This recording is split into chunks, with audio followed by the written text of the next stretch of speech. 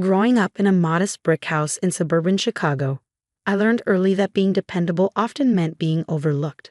I'm Sarah Mitchell, the responsible one, a role that guaranteed I'd be invisible compared to my younger sister, Amy. She wasn't especially talented or charming, but she had perfected the art of being perpetually needy, a gravitational pull that kept everyone else in orbit around her. "Sarah, honey, can you help me with dinner?" Mom would call from the kitchen when I was 12, while Amy lounged on the couch, watching TV and sighing dramatically about her long day at school. That was the pattern. I cooked, cleaned, and kept my grades up while Amy thrived in her role as the family's delicate centerpiece. The moment everything shifted is still vivid in my mind. I was 15, hunched over my algebra homework at the kitchen table, when the sharp crash of breaking glass snapped me out of my focus. In the living room, Amy stood amid the glittering shards of Mom's cherished crystal vase, tears already streaming down her cheeks. I just wanted to make the room prettier for Mom's birthday," she stammered, her voice cracking in the way that always summoned our parents like moths to a flame. Dad appeared within seconds, surveyed the scene, and did exactly what I knew he would. "It's okay, princess," he said gently, steering Amy away from the mess. Then, without a glance in my direction, he added, "Sarah, clean this up. And be careful not to hurt yourself." As I swept up the fragments of the $500 vase, money that could have gone toward my college fund, I made a silent vow. If my family wouldn't see me for who I was, I'd make sure the world would. From that moment, I wasn't striving for their approval anymore. I was striving for myself. And I succeeded. While Amy dropped out of college 3 semesters in, the academic environment just isn't for my creative spirit, Daddy. I graduated summa cum laude in finance. While she flitted from job to job, quitting when things got too stressful, I climbed the corporate ladder and built a thriving career in investment banking. By 30, I owned a beautiful Victorian house in a quiet neighborhood and earned a 6-figure salary. That's when the calls started. "Sarah, sweetie," Mom's voice trembled slightly, as it always did when she was about to ask for money. "Your father and I are a bit short this month. The property taxes came due, and Amy needs help with her rent again." At first, I didn't mind. I could afford it, and family helps family, right? But the requests kept coming. 1,000 here, 2,000 there.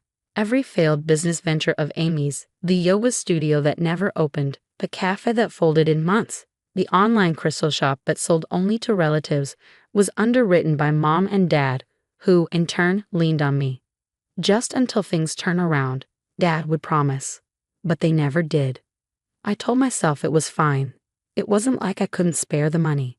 But I hadn't realized just how deep the entitlement ran until the day I got a text from Amy. "OMG sis, you'll never believe what happened." I was in the middle of a meeting and ignored it. Then came another. "Call me ASAP. Best news ever." By the time I got home, I had 17 missed calls, 5 from Amy, 7 from Mom, and 5 from Dad. Something was clearly up. I poured a glass of wine, settled into my favorite armchair, and called Amy. "Sarah," she shrieked. "Why haven't you answered? Mom and Dad are giving me their house." I froze the wine glass halfway to my lips. "What?" "They're moving to that retirement community, Pine Grove, and they're giving me the house." "Isn't it amazing? They said since you're already so successful, this makes things fair." Fair. The word tasted bitter. The house I'd helped them pay off. The house whose property taxes and repairs I covered. It was fair to hand it over to Amy, who contributed nothing. "That's wonderful, Amy." I managed my voice brittle. "Thanks, sis. Oh, and one more thing. Mom and Dad are a little short on moving costs. They were wondering if you could help out. Just this once." Just this once. The same line I'd heard for years. "I'll think about it," I said, and hung up before she could press further. As I sat in the dim light of my living room, the untouched wine warming in my hand, something inside me snapped. All these years I told myself I was helping my family because that's what good daughters do. But I wasn't helping them. I was enabling them. My phone buzzed again. Mom this time.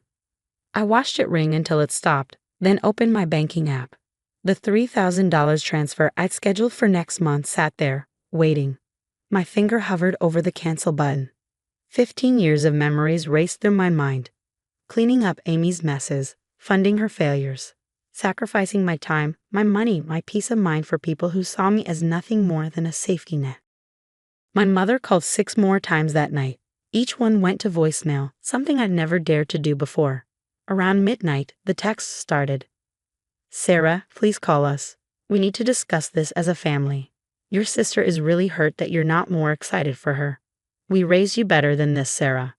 That last one made me laugh. A short, bitter sound that echoed in my quiet house. They raised me better. They barely raised me at all. I was too busy raising myself, and sometimes Amy too. Sleep was elusive that night. Memories churned like storm clouds in my mind. Amy's 16th birthday, when they bought her a car, the same year they told me I'd need student loans for college because they were struggling. The Christmas I worked 3 jobs to cover tuition while Amy got a trip to Europe to find herself. The endless family dinners I cooked, the dishes I washed, the problems I solved, all while Amy basked in her perpetual state of need. By morning, I had made a decision. I wouldn't just cancel the transfer. I'd drive to their house and have the conversation we should have had 15 years ago. The drive felt surreal, the familiar streets mocking me with their perfect lawns and tidy gardens. How many of these houses, I wondered, were really being held up by invisible children, the ones who couldn't say no? When I pulled into their driveway, Amy's shiny new Tesla was parked there, a down payment courtesy of our parents, of course. I steeled myself and rang the doorbell. Mom opened it before I could knock. Sarah, thank God. We've been so worried. Why haven't you been answering? I walked past her into the living room. Dad was in his recliner, Amy perched on its arm like a princess holding court. Mom hurried to join them, completing the tableau. We need to talk, I said, standing in the center of the room. About the house, about the money, about everything. Dad leaned forward, his voice calm but condescending. Sarah, I know this might seem sudden, but your mother and I have thought this through. Amy needs. I interrupted. What about what I need? What about the fact that I've been paying your mortgage for 5 years? The property taxes? The new roof? The loans that were never repaid? Amy blinked. You've been paying their mortgage. Don't act surprised, Amy. Where did you think the money was coming from? Your crystal healing business. Sarah, Mom's voice sharpened. There's no need to be cruel. Cruel? I let out a cold laugh. You want to talk about cruel? Let's talk about the over $200,000 I've funneled into this family in the last 5 years. Money that went straight to supporting Amy's lifestyle. Money that kept this house afloat, the house you're now giving to her. But you have your own house, Amy protested. You're successful. You don't need. I'm successful because I worked for it. My voice rose despite my efforts to stay calm. I worked 3 jobs in college. I lived on raiment and coffee. I gave up vacations and nights out. And I helped this family because I thought that's what family does. But family doesn't exploit each other, does it? Dad's face reddened as he stood. Now listen here, young lady. Everything we've done has been for this family. Your sister needed. No, I snapped. Amy wanted. There's a difference. And you two enabled her every whim while expecting me to pick up the slack. Well, guess what? I'm done. I pulled out my phone and opened my banking app. With a few taps, I canceled the next $3,000 transfer and deleted the recurring payments altogether. Sarah, please, Mom stepped closer, her voice breaking. Don't do this. We're family. Yes, we are. And it's time this family learned some hard truths. I'm not your ATM anymore. I'm not your safety net. I'm your daughter, your other daughter, and I deserve better. Amy's tears began to flow on cue. How can you be so selfish? Mom and Dad are trying to be fair. Fair? I turned to her. Fine, let's talk about fair. Let's calculate how much I've invested in this house. Let's figure out its market value. Shall I call my accountant? I have the receipts. The room went silent except for Amy's sniffles. So here's the deal, I said, my voice steady. I'm calling my lawyer tomorrow. We're going to figure out exactly how much of this house I funded. Either you buy me out, properly, legally, or we sell it and split the proceeds. And going forward, Amy can learn what a budget is. But Pine Grove, Mom stammered. We've already put down a deposit. That sounds like a you problem, I replied. Maybe Amy can help. She's getting a free house after all. I turned to leave, then paused. Oh, and don't bother calling for a while. I need time to decide if I even want to be part of this family anymore. The drive home was a blur, my hands shaking on the wheel. but my mind felt clearer than it had in years. When I pulled into my driveway, my phone buzzed with a text from Amy. "I hope you're happy. Mom's crying and Dad's talking about canceling their retirement plans. This is all your fault." I started to respond, then stopped.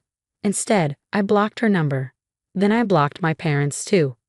As I walked into my house that I had earned, I felt something unfamiliar. Freedom. But freedom was just the beginning. What happened next would force us all to confront truths we'd been avoiding for decades. A week passed in blissful silence. No frantic voicemails from Mom, no guilt-ridden texts from Amy, no passive-aggressive emails from Dad. For the first time in years, my life felt my own.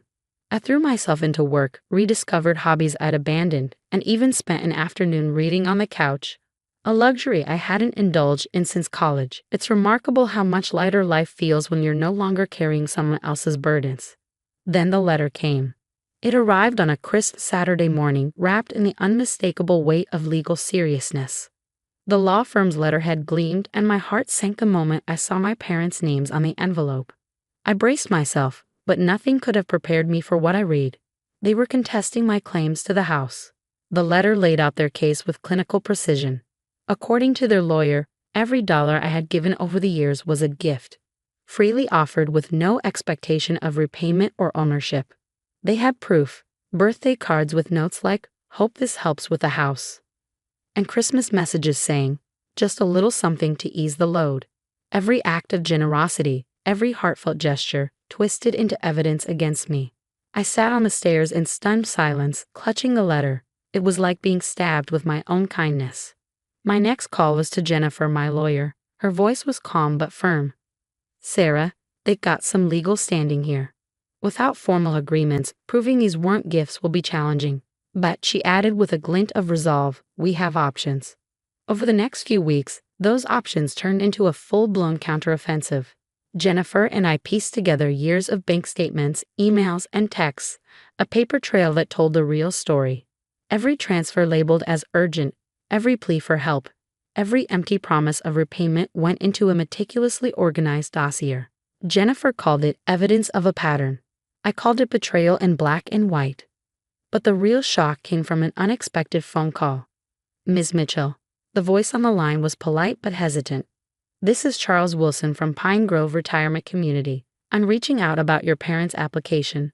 My instinct was to hang up. Their financial mess was no longer my problem. But curiosity held me in place. "We're reviewing your application and noticed some inconsistencies in their financial records," he continued. "They've listed you as a guarantor for their monthly payments. Is this correct?" The laugh that burst from my mouth was sharp enough to make him pause. "They did what?" "They provided your information. Is this not something you agreed to?" "Absolutely not," I said firmly. "And if I were you, I'd take a closer look at their claims of financial stability." That evening, I found an email waiting in my inbox from Amy. The subject line read, "I hope you're proud of yourself." Against my better judgment, I opened it. Pine Grove rejected Mom and Dad's application. They're devastated. This is all your fault. You've always been bitter and jealous, but now you've gone too far. You've ruined everything. I hope you're happy in your big, empty house all alone. I stared at the words for a long time. Empty house. Was that how they saw me?